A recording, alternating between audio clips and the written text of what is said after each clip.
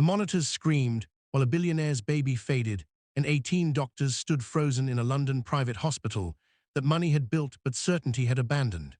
Dr. Elena Finch wiped sweat from her brow as alarms echoed through the neonatal unit, and the tiny chest in the incubator rose and fell in uneven, fragile breaths.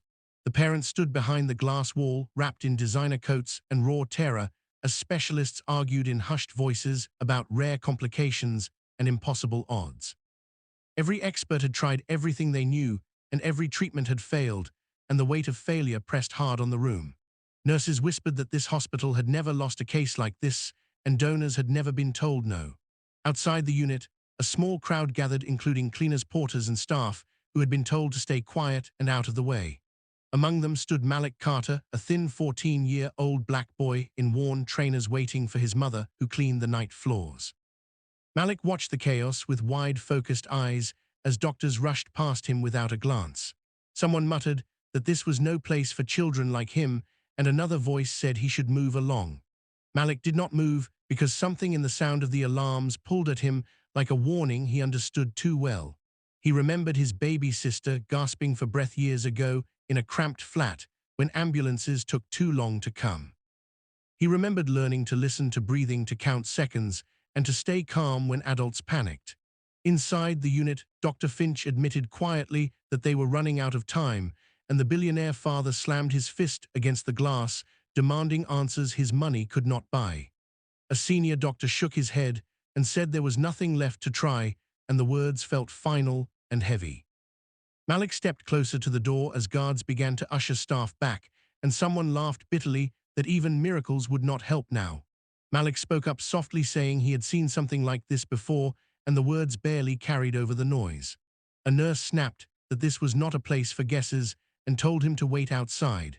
Malik lowered his eyes, but stayed where he was because courage sometimes looks like refusing to disappear. Dr. Finch noticed him then, not because of his clothes or skin, but because of the steadiness in his voice and the way he described the baby's breathing pattern without using medical words. She paused as the alarms spiked again, and something in Malik's calm cut through the fear.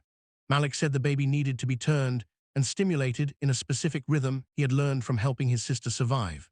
The room scoffed, and someone said this was absurd coming from a poor boy with no training. The billionaire mother sobbed and said they would try anything as the seconds slipped away. Dr. Finch made a choice that would change every life in that room and told the staff to give Malik 1 minute. If moments like this move, you take a second to subscribe, because stories of courage deserve to be heard. Malik stepped forward with shaking hands and unbreakable focus as the room held its breath. And if you have ever been underestimated, comment where you are watching from, because this story has only begun. The room seemed to shrink as Malik Carter stepped closer to the incubator, and 18 doctors watched with disbelief sharpened by discomfort and unspoken prejudice.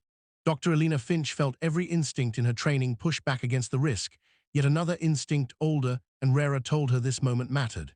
Malik placed his hands carefully on the side of the incubator, as instructed, and focused only on the baby's uneven breathing while alarms continued to cry out.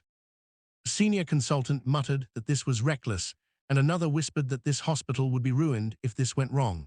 The billionaire father paced behind the glass, his face pale and furious, while the mother pressed her hands together, begging quietly for anything to work. Malik ignored every voice, because fear had no use here and panic would waste precious seconds. He spoke softly, describing the rhythm. He remembered counting breaths and pauses and gentle stimulation, not force but timing. Dr. Finch relayed his words to the nurses, her voice steady even as her hands trembled. A doctor scoffed and said this was folklore, not medicine, and someone else added that desperation made people listen to nonsense from anyone. Malik flinched at the words but did not stop, because he had learned long ago that being ignored did not mean being wrong.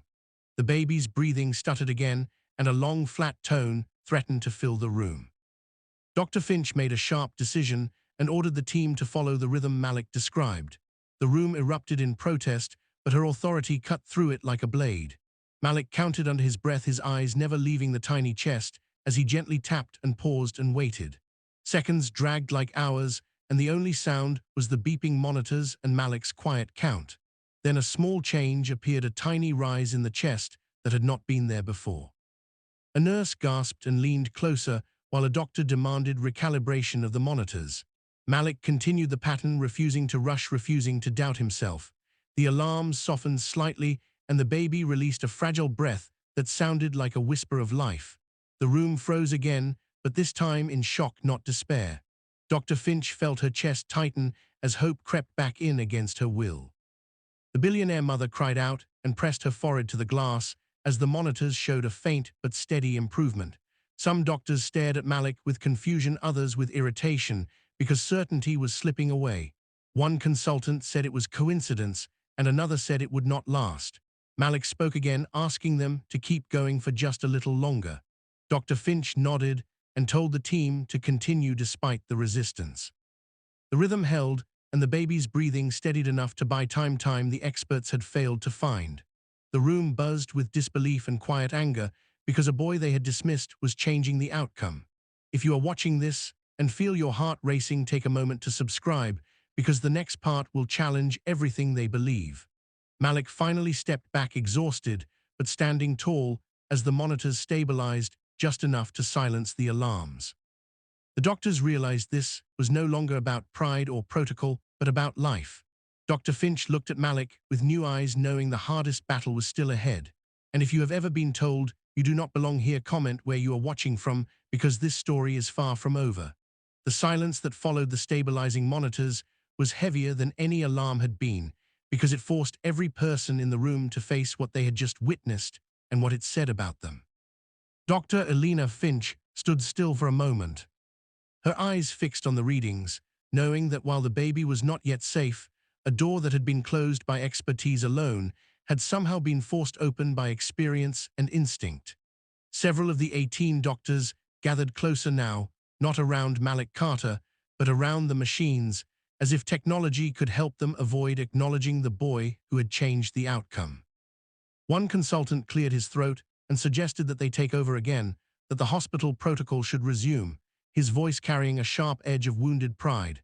Malik stepped back instinctively, his shoulders tightening as he felt the familiar pull of being pushed aside once his usefulness was questioned. The billionaire father entered the unit at last, his expensive shoes echoing on the floor as he stared at the incubator, then at Malik, his expression caught between gratitude and disbelief. He asked who the boy was, and when told he was the cleaner's son, a flicker of something uncomfortable crossed his face, because this did not fit the story wealth liked to tell itself. Dr. Finch spoke before anyone else could dismiss Malik again, saying clearly that without him, the baby would not have this chance, and her words cut through the room with quiet authority. Some doctors bristled, one muttering that this would never be written into a report, another warning that relying on a child set a dangerous precedent. Dr. Finch answered that ignoring life because it arrived from an unexpected place was the most dangerous precedent of all. Malik listened with his head lowered, not because he felt small, but because he was exhausted and knew the baby still needed focus, not praise or argument. The baby's breathing wavered again, not collapsing but struggling, and Malik instinctively leaned forward, describing a slight adjustment to the rhythm, slower this time, softer. A nurse hesitated, looking to the consultants, then to Dr. Finch, who nodded once, choosing courage over comfort again. The adjustment worked, buying more stability, and the room had no choice but to accept it.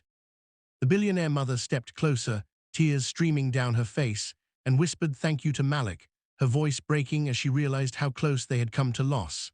Malik nodded politely, not knowing what to say, because saving someone had never brought him praise before, only survival.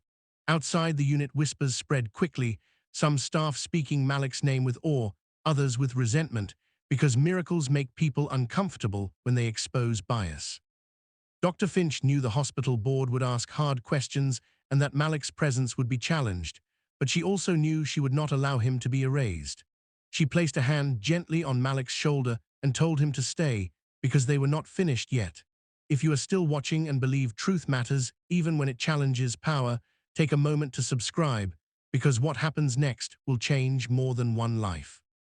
And if you have ever been overlooked because of where you come from, comment and tell us where you are watching from, because the hardest moment is still ahead.